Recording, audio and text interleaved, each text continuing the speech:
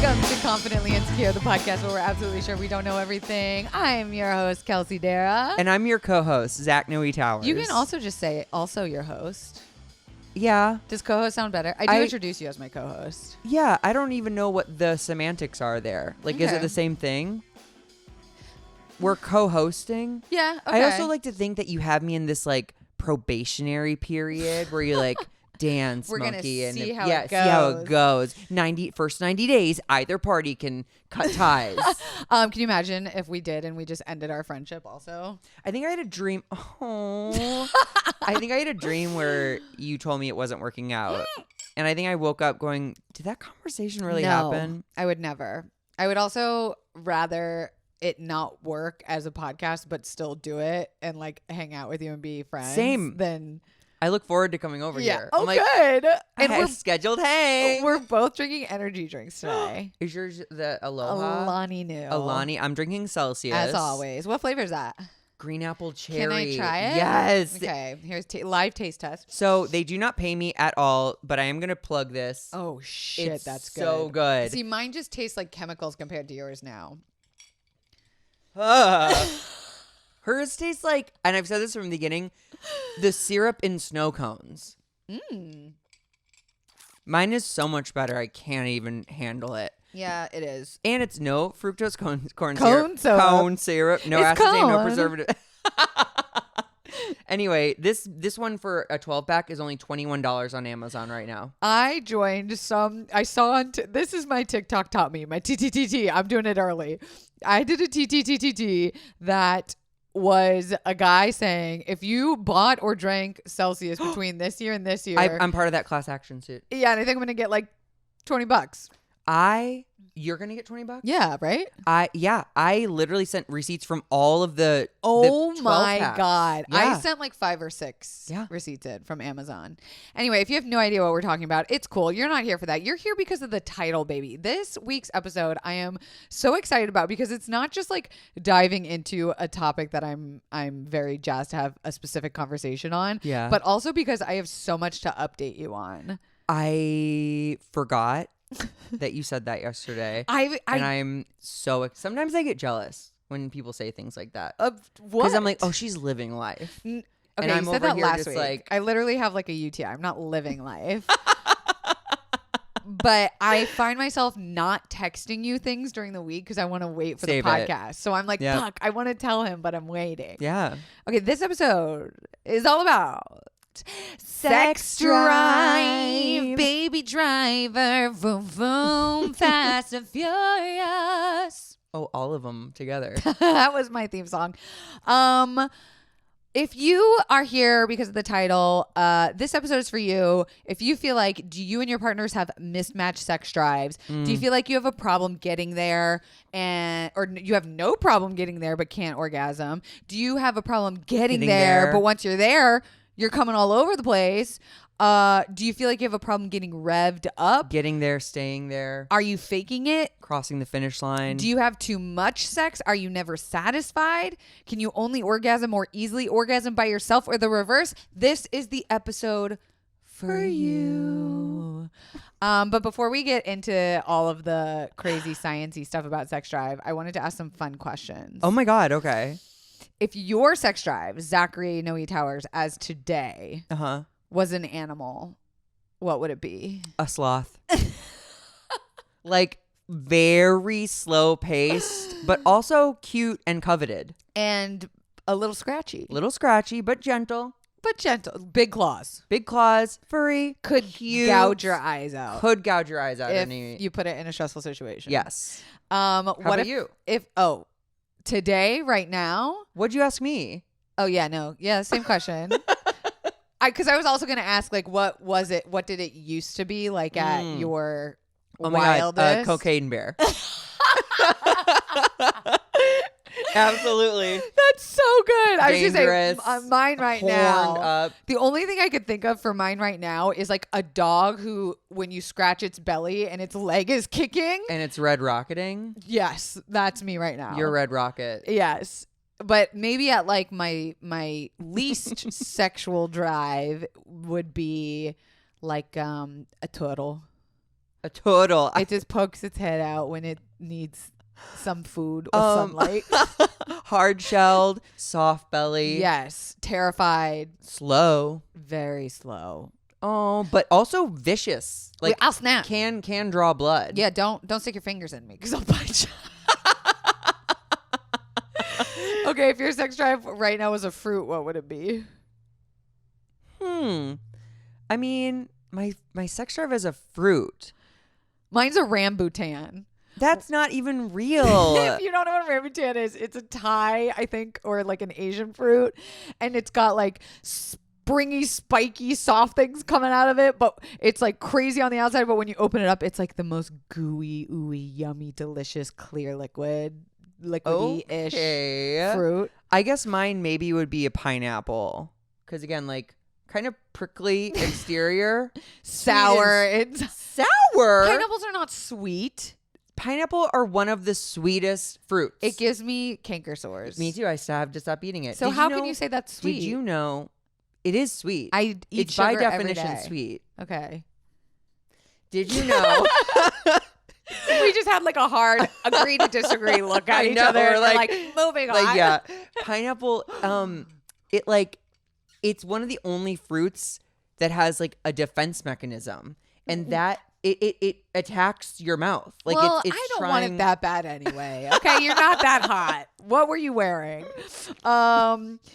If your sex drive today right now was a celebrity, who would it be? Roseanne Barr. Yeah, I was gonna say Meryl Streep. Oh, Like, been there, done that. Been there, just gotten all the awards, all the acclaim, all the cum in all the holes, and now she's just like only doing things that like are fun or like make her really happy. I'm Florence Pugh. She's like on the up and up and Dude. like has a nose ring. She's in everything. Oh, that's a really everything's in her. Yeah. She's all over the place. Are you sexually attracted to Harry Styles? Oh, I'd bone for sure. Yeah, I would too, but more just for the story. Yeah, more because I'm just like, what's that? It's got to be like an old 80s rock star where you're just like, what kind of sex do they have? Yeah. That's how I see him as like, I just kind of want to know what it's like. But he seems also very grounded and connected. Like, yeah, he would kind sure. of like, you don't think so? No, of course he seems that way. Okay. It's a perfectly manicured, curated image, right? Yeah. Anyway, okay, so sex drive. Were those the fun questions? Those were the fun questions. Nice. Did you have fun? So much. Okay. The reason why I wanted to talk about this is because I had a week. Go on. I think in like an episode or two ago, I kept saying like we need to have its own episode about sex drive because I am just like, ever since my breakup, that was 7 months ago. Yeah. I have been so fucking horny that I went to my gyno and like she wasn't available, so I had her assistant. And I was like talking to the assistant and I was like, no, I think I need the doctor. I think I need my girl. And she was like, she's like delivering a baby or something or like cutting cancer out of someone. And I was like, all right, fine, I'll talk to you. Yeah, but I'm horny. Yeah, and I need a doctor. And she was basically like, she didn't think it was a problem at all. And she was like, oh, you just got out of a relationship. Of course you're horny. And I was like, no. You're not this is a problem. Like was it getting in the way of like yes. work and life and stuff? It still is. And like it ebbed and flowed. So I bet it did. It flowed. It would like normally take me by myself like 5-10 minutes. To bang one out? Yes. It was beginning to take 30, 40, an hour. Wait, but one orgasm? Yeah. But were you intentionally delaying it? No. So it was getting harder to reach and I was having to do it more often and for longer. Whoa, wait, actually this is like a conundrum I haven't heard of. Yes. Where super horny takes a long time to come. Yes. So I was all clusterfucked because I was like, what's wrong with me that A, I'm horny all the time and B, that it's taking forever. And I just kept going back to what is wrong with me? What is wrong with me? What is wrong with me? So I went into researching this and I discovered a few books, but my favorite one that I'm going to keep referencing pretty much this whole episode is Come As You Are by Emily Nagowski. Yes, I've heard. Highly recommend. It's geared towards women. People with vulvas, but it can be for anybody. But this past week, I went on a date on Sunday morning with a literal father, my first ever father date, someone who had a 16-year-old son. We made out, but I was like, I can't bone because I have to go work. I had to go record a podcast. And with me. Yeah, with you. So I love this, like, putting the blame on Zach Noe Towers. Then I called Sir to come over for a sex date. Okay. And he only had like an hour. So he came by, had great sex, but I didn't finish. And it was like fine. I was like, I don't always finish every time. So it was fine. He left and then had to go somewhere. So I was like, I'm still really horny. Went on Bumble. And I've never done this. I like matched with a guy and invited him over within like 5 minutes of chatting. And he was a 27-year-old model. And he banged you out? Yeah. Oh my God. Zachary, I still didn't finish. So I kicked him out. It was like 10:30. And then I stayed up till 1:30 a.m. masturbating and finally finished. Wow. Monday night, my ex-boyfriend, Jared, the DJ, comes over. I had no idea. I haven't been texting you. What I was in for when you said. So it was 2 in one day on Sunday. I did not hook up with Jared. We cuddled and we laid in bed and we talked about our past, but we decided it was better we didn't. I actually told him about Sir and he told me about like some people he's dating, but it was more like just catching up because he's in town. Okay. Tuesday, bone out with Sir. Great stuff. Yeah. A+. Always a good time. Finished. Okay. Wednesday, I go out on a date with a different guy. Because none of the girls want to do stuff during the week. They're always weekend girlies. So I had to schedule the fucking dicks that during the week. Wednesday, go out on a date with a guy who ends up being the ex-boyfriend of the girl that I banged who went out with Jared. Oh my God. Yeah. I thought that only happened in like the gay community. This week, I'm exhausted. I'm so tired. I'm having a UTI from all the different sex and toys I've been using. Not even like a fun UTI. Like, things are, it's just been like UTI. a problem. Yeah. I have so many questions. It started with a father. It ended with a UTI. First of all, doesn't it always? Yeah. Okay. When you're horny, what is your like lizard brain wanting? Okay. So there is literally a feeling. Okay. That if I think about it, or if I think about sex, or if I think about anything, it is like above my ovaries, but like just below my belly button, and I don't even feel it in my vulva or vagina. It's like up in my tum tum area, so the attic, the loft space, and it is like if I don't take care of this feeling, I cannot function.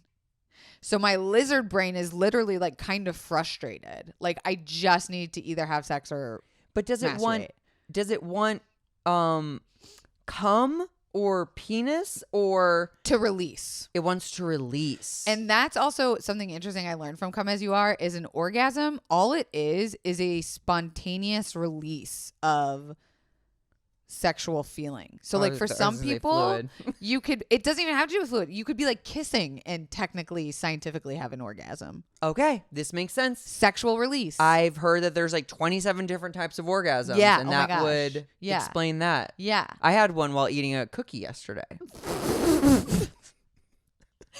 In queer terms, that means a whole lot of a different thing. But for you, in my terms, it just means a chocolate chip cookie. Okay, well, what about your sex drive?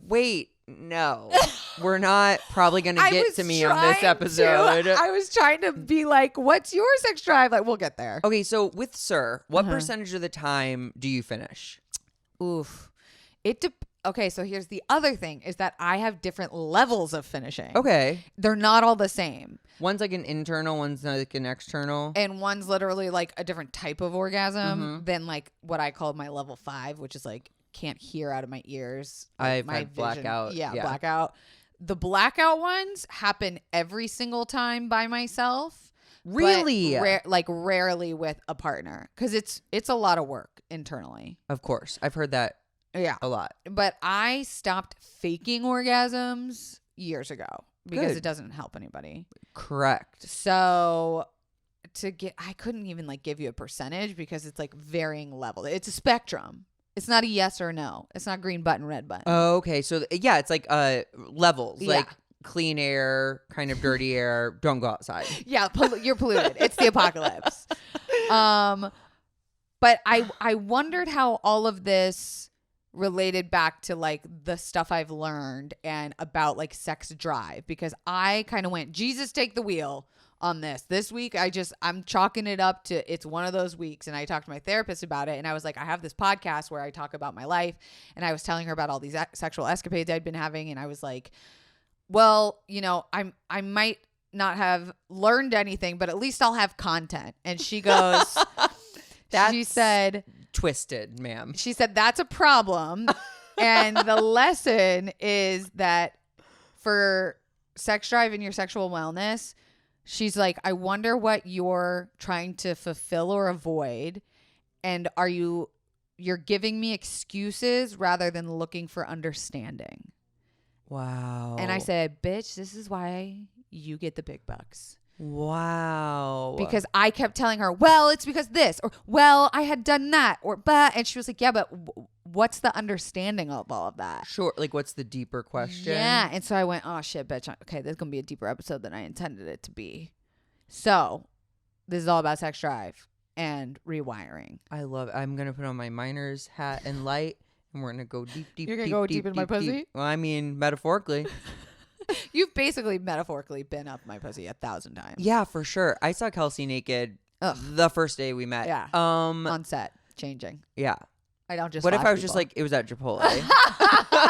I'd believe it. Because I was still drinking back then. Can I ask a personal question? As if I wasn't just giving you the most personal information. This is, I think, something that people get shy about saying. Okay. But like, can I squirt? The first question, I literally, as a squirter myself, I don't care if you can squirt or not. Okay, it's a 2-prong question. Okay, I love prongs. Like, do you watch pornography when you're jerking? Yes. Okay, so then, what do you watch? / when you're thinking, like, what are you thinking? Great question, Zachary. I have talked about this in my group chat and a little bit on this podcast. This is a new thing that I've gotten really into. I used to never wear headphones. Is this audio porn? Yes.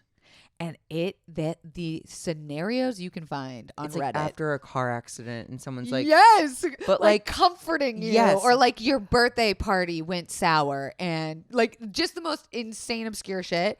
So that's a new thing that I'm discovering. Was that why it's taking you 3.5 hours?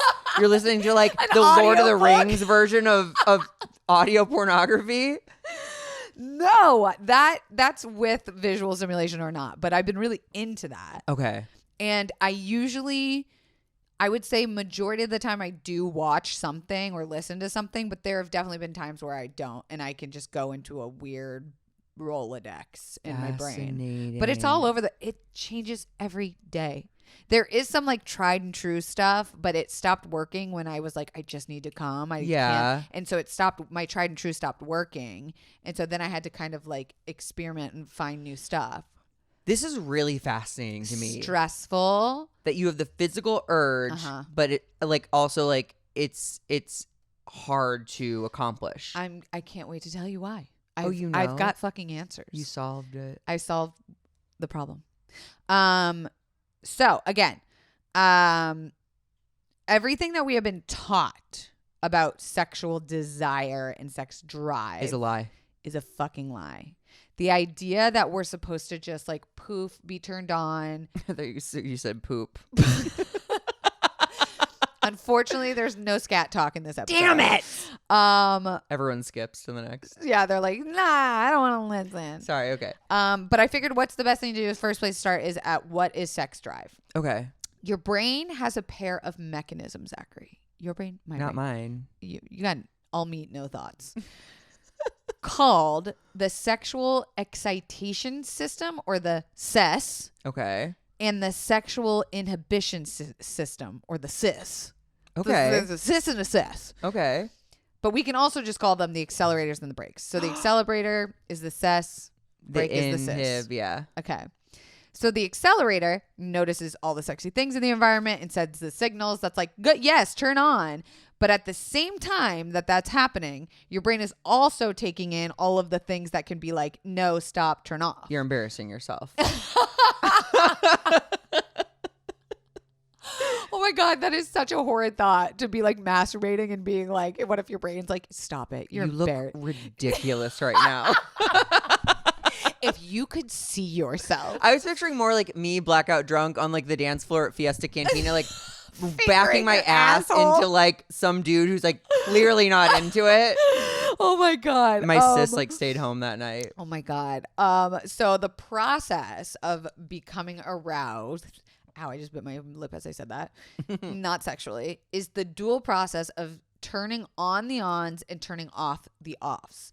And desire emerges when enough ons are on and enough offs are off for a person to feel motivated to pursue sexual stimulation. So there's two ways of thinking of this generally with most people. For some people, enough is a stray thought. You can be in the middle of work, think about your partner's thighs. Yeah, you're walking through Trader Joe's, you see a banana the wrong way, you're turned on. This is spontaneous desire. This is the fairy godmother myth that poof, she's just supposed to appear and make all your wildest dreams come true. Yeah. And turn you on and you're just ready and jazzed, ready to go. We all know people like that. Okay, am I being stereotypical by saying like gay men? Well, I was gonna say men. No, that's pretty the accurate. Myth? Oh, okay, Yes. okay. For others, primarily women, it takes a more specific context and more explicit stimulation, like over time. So like an hour of flirting, maybe some making out. He noticed my blank. Yes. He touched my hand at the party the right way before their arousal crosses into the threshold of a desire. Most of us can experience both at different times. So it's an ebb and flow. Sure. Sometimes we're the fairy godmother on. Sure. Sometimes we're breaks. The second option, though, that we're talking about that takes longer is responsive desire. So you've got spontaneous. We think men. We think gay men. Poof. We think poof. Or responsive desire, which we think women. We want to kiss. We want to da-da-da-da-da. And while some of that is true, not all of it is. And there's a ton of stuff for us to unlearn. So I wrote down some myths first to start with. So the first myth, which I feel like is the biggest one, is that we learn that desire is just supposed to be spontaneous. Yeah.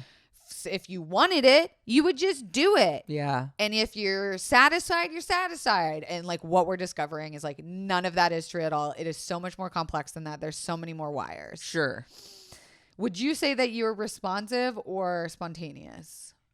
That's a great question. My sex drive in life is like different now. It's very well. I was gonna say, if we're talking MythBusters, the whole concept of gay men being horny is a myth it's too. A myth, right? It's that we've been sexualized or identified based on our sexual behavior. Yes. So it's like the first thing people think of. Like, and we think of grinder hookups. And like this is the thing too. And I've heard this this metaphor, and I love it because I think there's a lot of truth in it. That in sex, men are the gas and women are the brakes. Yeah, they say that in the book too. I kind of love that. And I would say I'm like a healthy mix of both, though I can turn my offs. No, that I can't really. It just depends. Like I can be very spontaneous with sex, but I've noticed a trend that I don't like that I'm spontaneous. I'm so glad you brought that. It's going to come back around, but I'm going to put a pin in what you just said. Okay. No. I literally was like, what? Idiot. Should put a pin in it. Next myth is that like just fake an orgasm if you want to get it over with. But like I said, faking an orgasm is not helping anyone. It's reinforcing. How hard is it to give someone a note though? Especially if they've been nothing but like, or they think they're doing a really good job and you have to be like, excuse me. See, that's the thing is like I have become stupidly good at it. Communicative. Good.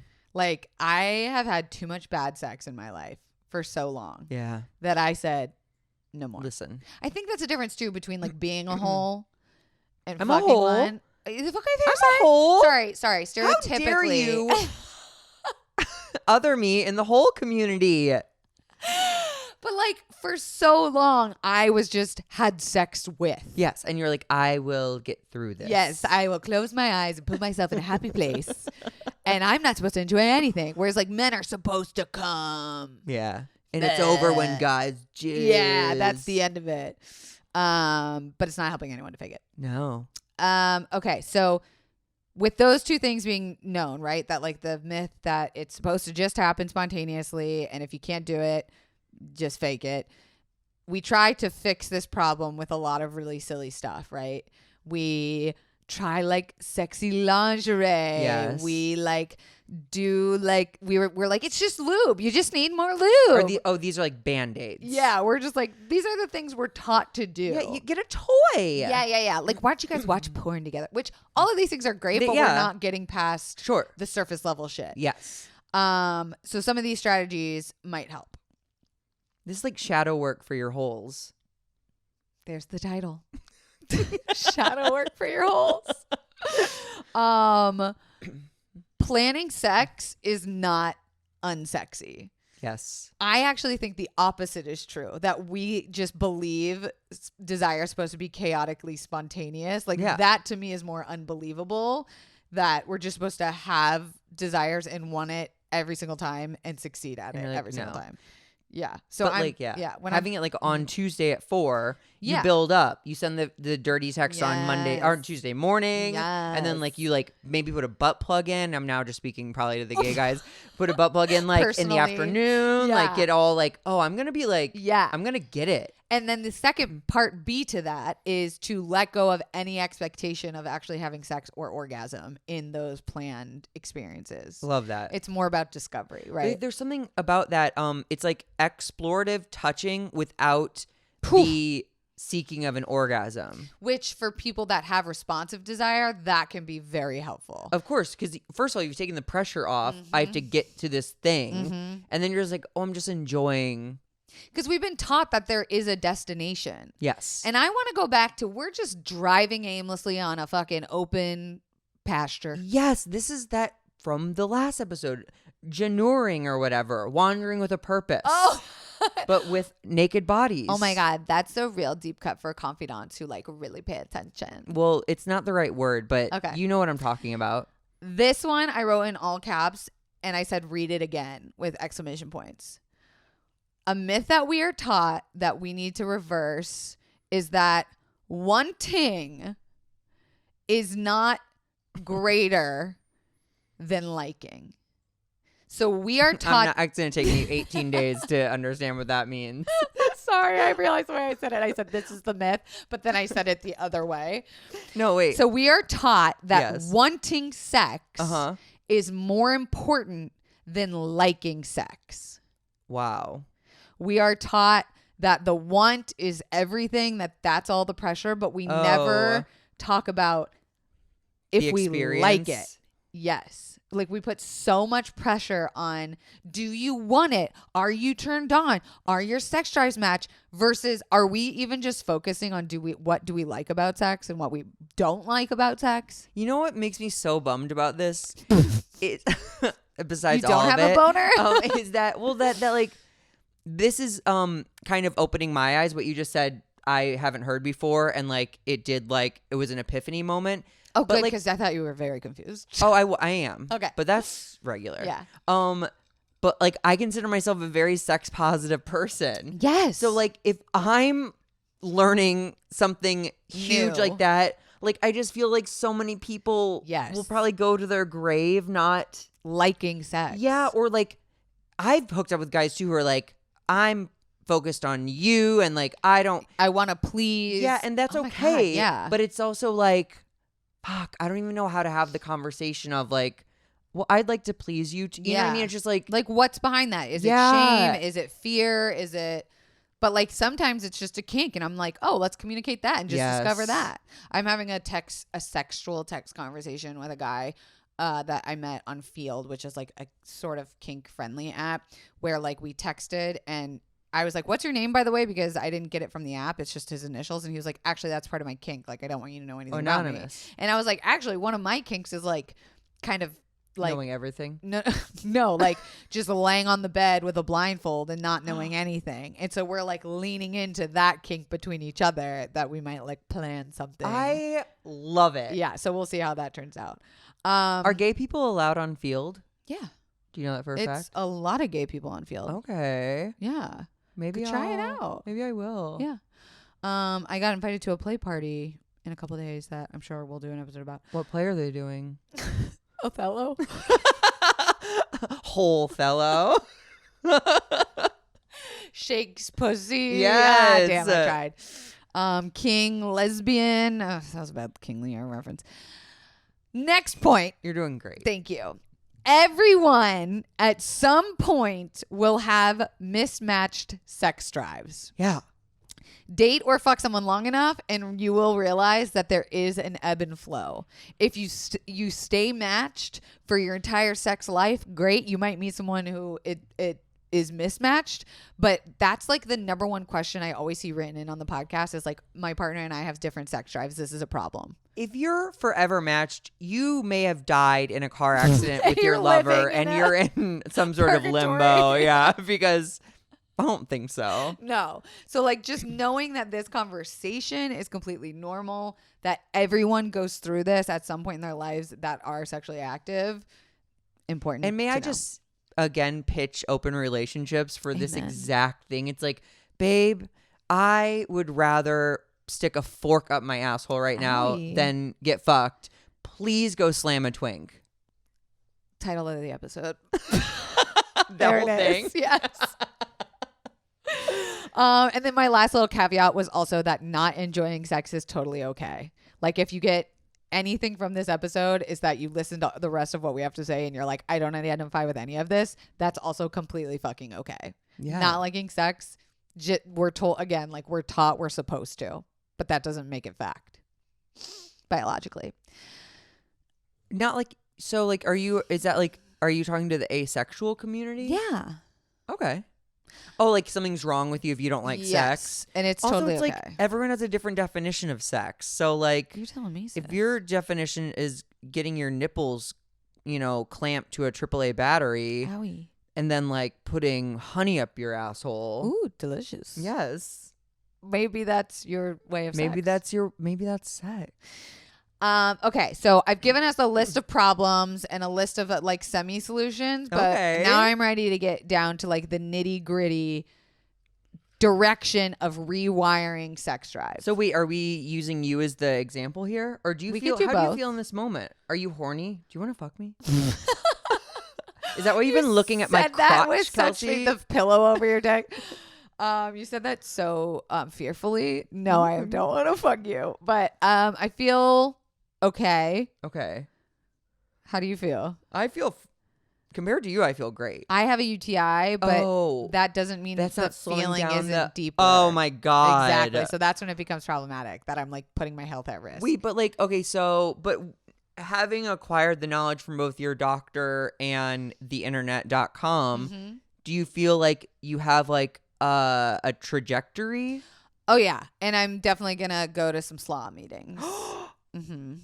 Sex, Love, and Addicts Anonymous, which I learned from Zachary doesn't actually mean you only have to be addicted to sex or love to go. It's sexual anorexics. It's compulsive behavior. Masturbation addicts. Truly.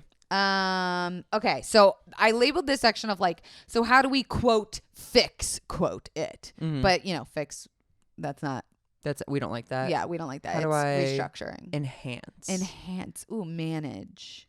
How do I mansplain my sex drive to myself? Exactly. So step one is to know that despite gender expression or, however you identify, bodies aren't as different as we think.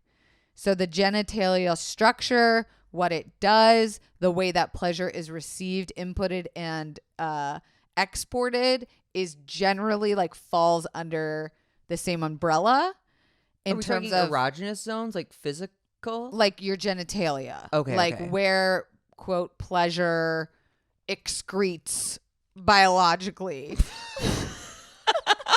You got a leaky biological system? Call Kelsey Darragh. Call your local environmental agent. No, so just know that you're basically what I'm trying to say with this is like you're not broken. Okay. You're not untreatable. Like bodies aren't that different. I mean, yes, you might be like, I'm an internal girl versus external stimulation. But like at the end of the day, there is parameters we can put around desire and pleasure to make something make sense. And then it's like a polarity thing where it's like, I'm more this and less this. Exactly. So step 1 is to acknowledge that, accept it, understand that you have the ability to rewire your sexual desire, which is and drive. actually huge. And I think people gloss over things like this where it's like the step isn't like an actionable step. It's like a mental step. And where people you are have like, to, I don't want to do that exercise. Or they're like, yeah, I get it. Same bodies. And it's like, no. Really think about it. Like that. We're connected. Like we all experience a lot of the same things. Yes. Like, because so much happens in your brain. Yeah. Like you were saying, it's mental gymnastics to when you're focusing on an Don't make the DJ when you're spinning scratching. the ones and the twos. You have no idea what I'm working That's with. your down butthole. There. Oh, okay, got it. Oh, back and forth. Yeah. Okay. Hannah, go ahead and make that a GIF. Okay, step 2 is to discover your sexual personality. So know that as a general rule, I'm an INFJ. in neutral fucking journey. Yep, that's it. Know that as a general rule, for most people, a nervous system that is easily triggered is the number one way to put on the brakes or get in your head. So like the overarching thing about sex drive most people experience is I get in my head too much. And it shuts down and arousal. It shuts down. It puts on the brakes. Yeah. And knowing that stress is the number one reason. So if your mind wanders, if you're easily triggered, if you're highly sensitive, if you have a ramble, what's the word I'm looking for? Not of consciousness. I was gonna say a rambling mind, but like wandering mind. No. ADHD. Ruminating. Okay. Ruminating thoughts. Like if you think you left the stove on and you can't do anything else until you check the stove. Or like, what do I look like right now? What is he thinking? Why do you make that grunting send sound? An email later. Oh, you're not even there. You could even not even be sex related. Wow. So if you're easily triggered by thought or distraction, this is going to be huge for you because knowing that stress is like the number one break. Again, the mind. Yep. Mind is very powerful. So step 2 is basically all about saying, okay, I'm willing to learn about my brakes and my gas. Step 3 is context is key.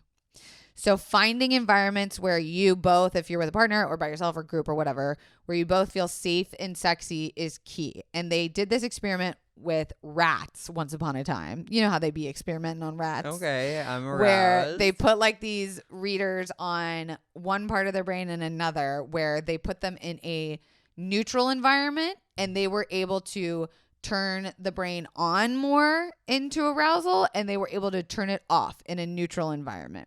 And they could like arouse it more and they could arouse it less. Then they lifted the rats. They put them in a positive environment.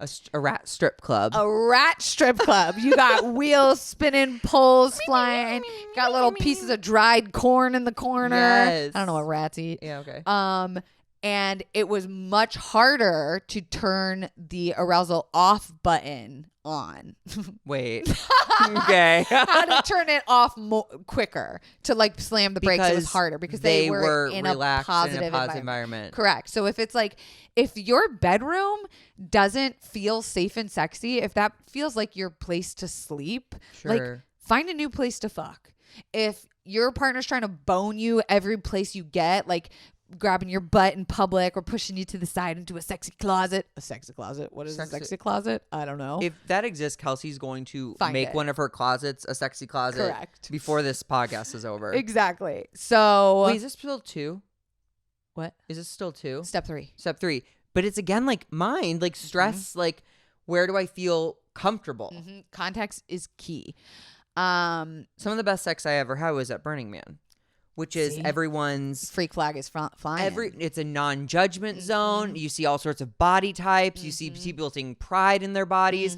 There's like no negativity. It's like all just like kind of love. It really is like unless your kink is something negative, like setting yourself up for success by knowing like, okay, if I have a big email due presentation tomorrow, then and like my room is a mess and oh my God, I'm thinking about this Good other luck thing, putting a lid on that and fucking and coming. Forget like you could get fucked, but like good luck coming. You're like, I should not be this sweaty right now.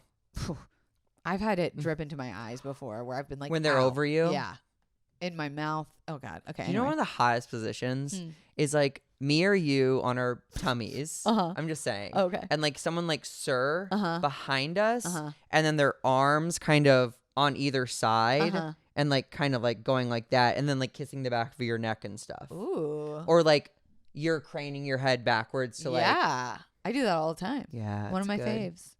faves. Next step. Know that society and capitalism is actually absolutely at this very moment trying to ruin our pleasure. What do I mean by that? Celebrities, magazines, Instagram, relationship articles, movies, everything about sex and sex drive is actively portraying inaccuracy, right? Do they know they're doing it? Of course. They're writing the best version. They're, what we see with bodies. We've got body dysmorphia. What we see in the way sex is portrayed in movies, the way porn is portrayed. Everything about our world is actively trying to push a certain agenda about what sex drive and desire and sex is supposed to look and feel like. We never really get to develop our own version of it. Okay. And you're saying they do know that. But I want to argue because you love to argue. I love to argue. It affects them too. What do you mean? Like capitalist pigs, we'll call them. Like their family and loved ones are also like probably affected by that. 100%. So they just don't care. No, because we're projecting a Eurocentric, thin, cis, hetero agenda that still rules majority of people's beliefs and understanding of like what equals successful desire. So this is like where we should be starting like a Burning Man like commune. Exactly. Quit your jobs, get rid of your kids and your clothes, move to a farm. I just wrote down like toss out the toxicity because it's like, well, how do you actually like survive and thrive in an area that we can't just throw out all of our clothes and our kids? God, and LA move to a of all farm? places. Right. So it's like, are you unfollowing those unhealthy Instagram accounts that aren't making you feel good about your body? Are you watching like unrealistic types of porn? Are you comparing yourself to movie scenes you've seen and you're like, oh, this one wasn't as romantic as like, I don't know, what they did on Gossip Girl. That's the only show I could think of. So much romance on Gossip Girl. You know me in that show. So that's like my tip is to just like also know that a lot of this isn't our fault. It's just the way society taught us to believe sex is supposed to, and sexual drive is supposed to be. Maybe this is because we're in like an echo chamber of artists of a certain age, but like I kind of think cheesy romance things that you're kind of talking about are ridiculous. Like they're absolutely ridiculous. Like The Notebook. Yes. I've actually never seen it. Isn't that crazy? What? I have no desire. I don't care that she remembers. Well, luckily for you, I have 6 steps to treating that desire, lack of desire. Well, I'm just saying, like, I think we maybe grew up more with girls or like girls on HBO over Sex in the City. Sure. Although I guess it's still like, yeah, it was basically still all about thin white fucking girls. Yeah. Yeah. Okay, never mind. Okay. So this one is like the biggest one, and also remember when I was like, oh, we're gonna put a pin in something and come back to it. I think this was what it was about. Maybe that was the liking and wanting thing. Whatever. I'll just say it. Just because your genitals are responding doesn't mean you're aroused. And we've all heard the classic example of like some people who orgasm during sexual assault and like it's not their body's fault, it's just a biological response. Yes, but this to me, this fact was really interesting. For men, the correlation between their level of arousal and the amount of blood flow to their genitals was about 50%. So the way that they were thinking about arousal and the way their genitals responded to arousal was about correlated 50%. Okay. Which is not 100 the way we think men are supposed to be. Like you touch their dick and it's like, they're ready to go. Sure. It's 50%. But that's just physical. It doesn't mean there's anything mental going on. No. So the level of arousal mentally is 50%. Connected to correlation to their genitals. Okay. For women, it was less than 10%. So what your mind and what your body are doing for vulva owners is 90% not related to each other.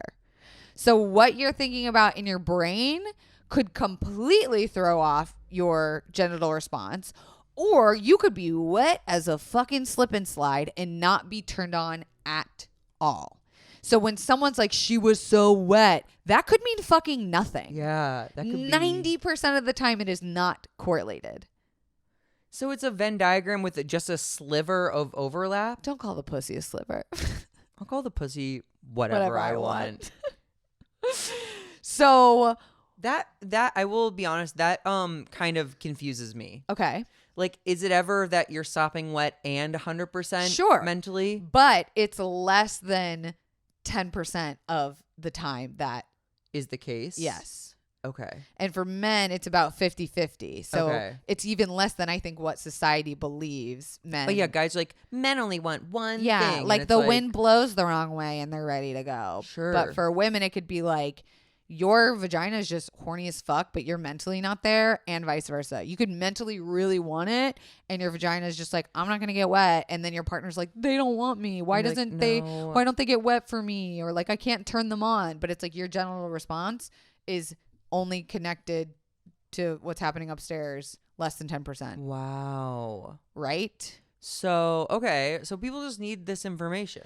So I put like, so how do you know, right, if you or your partner is enjoying anything? You don't. You've gotta communicate. You ask them. You can literally talk to them, and like, if you know yourself to be someone who often people are like, wow, you're so wet, and you're like, really? Because I'm not attracted to you at all. Like, you know then that like your genital response is not congruent with what's going on upstairs, and you can communicate that. So you could be like, what turns me on mentally is this, that, and the other. Ooh, if you whisper that, or maybe I need more stimulation upstairs rather than at the genital area. Like, there's ways to communicate to make this correlation a lot stronger. And I think this first most simplest step is to just communicate and ask. Yeah. What turns the person on? Don't wait to guess and like see if you can figure it out. Oh my God. Because if you're just going off of them having a boner, especially if they're a dude, you're shooting 50-50 still. I will say this is where, okay, and my perception is skewed because of grinder culture, but like guys, like in my experience, are very debase sex to what are you into? And they want to know like top, bottom, verse, you know, oral, rimming, fucking, kink, whatever. But no one's saying like, oh, I really like to like, I mean, some guys say like long sessions, but that could mean anything. That could mean they're on drugs and they want to plow you for an hour. No thanks. But yeah, exactly. But it's like, no one's being like, oh, like I really like to like talk and be connected. Aftercare. And, like, lick. Yeah. And, like, or like making out. Yeah. Yeah. Only a very small percentage will be like making out. And I think straight men do that shit too. To women. Because they think it's gay. To like cuddle. Yeah. Yeah. But I think women are really fucking good at it with each other. Oh, I bet. But also, I think I can say I'm very good at it now because I've decided I'm going to be. That's as simple as it's been. I've decided I'm going to be very communicative and really good at explaining what I need. Like that guy, the one who we're going to just like meet up and I'm going to be blindfolded and like not know anything about him. I was like, this is fun, but I need aftercare. Like I need you to stay after and like have dinner with me and like have with a the blindfold snack. still on. I never see him. Or like I need you to like get me a warm compress afterwards, or like I need you to scratch my back or like whatever it is. Like I need to be vocal. Yeah. And he needs to deliver. Yeah. And if you can't, then you don't get any. So that's it from my side. We're at an hour. Stop. Oh my God. We didn't even get to your side. My side was kind of like I definitely didn't do as much work as you. Well, I told you I wanted to go a little crazy. Yeah, you did. But maybe we could just do a part 2. We could. Mine was, or I can jam it in real quick. Oh yeah, you can.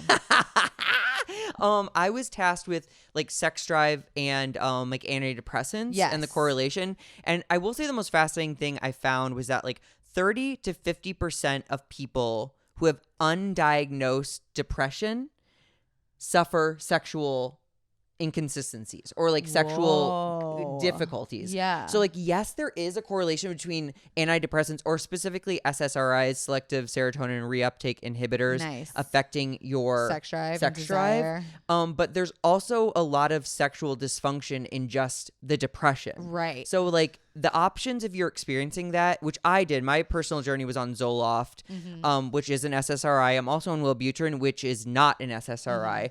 So SSRIs, they lower or they basically let you be chill and relaxed, but that also tones down your desire for sex. Because it's like trying to break through a barrier that you're literally medicating to it's say, kind of like, don't no, be you don't want to do this. Yeah. It's also interesting though, and Taylor Tomlinson has this bit where it's like, I don't know if my sex drive has decreased or my self-esteem has gone up.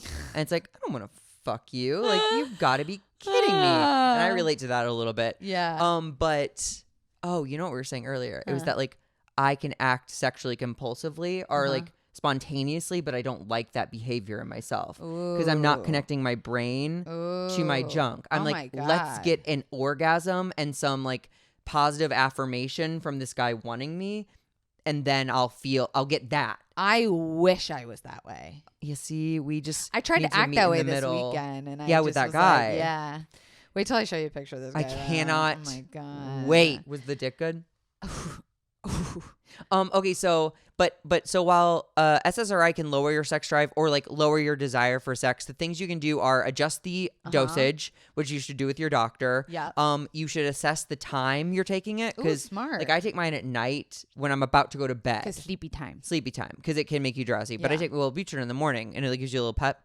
But and then the other thing is don't abuse drugs and alcohol. That huge. Alcohol especially, it is a depressant. Yep. And it's it a poison. Will fuck with your dick. With everything. Everything. With everything. Your mind, your body. Your dick. Yeah, and the communication you have between the things. And then the last one. Try a different drug you had written down.